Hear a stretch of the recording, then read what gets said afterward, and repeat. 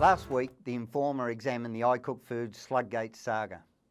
We looked at, in detail, how iCook Foods was plotted against by corrupt elements within Dandenong Council to destroy the company, along with the appalling behaviour of the Department of Human Health and Services and the political machine within the Victorian government. Well, they succeeded. The planting of the slug was an act of desperation by links to Community Chef to force an outcome to destroy iCook Foods and ruin the lives of many people. The slug was planted by Elizabeth Garlick, the City of Dandenong's health officer.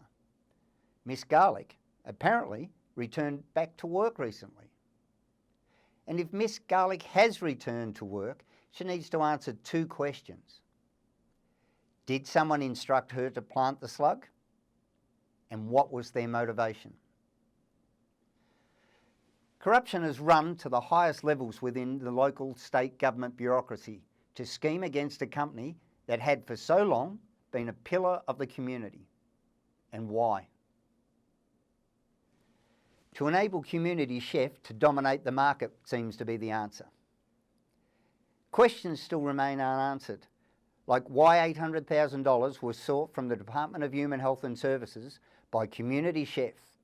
Why was it needed and why it remains unaccounted for? And a cloud continues to hang over the entire investigation by Victoria Police and whether IBACC even considered looking into the iCook Foods drama. If IBACC didn't, why didn't it? And why did it consider what took place any less criminal than the City of Casey scandal that ran with its former mayor, Sam Aziz? The Informer is now looking into whether IBACC did look into the behaviour of certain individuals and organisations. Senior sources within Victoria Police and the Victorian Government said, if IBACC did look into iCook Foods, why haven't they released a report? Furthermore, if IBACC haven't, and it is in their purview to do so, why hasn't it?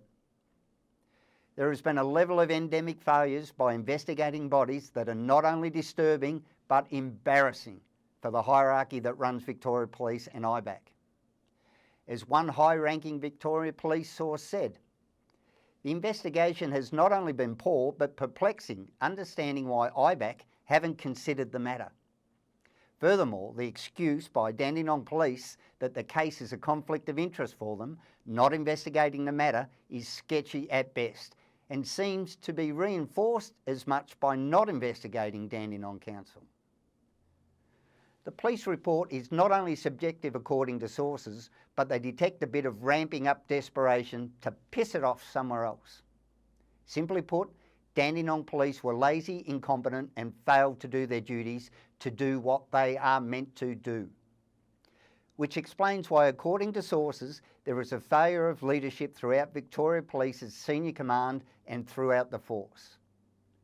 What's even worse, had the investigating officer at Casey Police done his job properly, Ian Cook would have been advised every step of the way through detailed note-taking and findings, where it would have quickly been determined Ian Cook and iCook Foods were innocent and there was a nothing to see here conclusion. Instead, he didn't. Instead, Ian Cook was strung along and left to suffer under the emotional torment and strain of not knowing his fate. The iCook Foods file is still active, sources claim.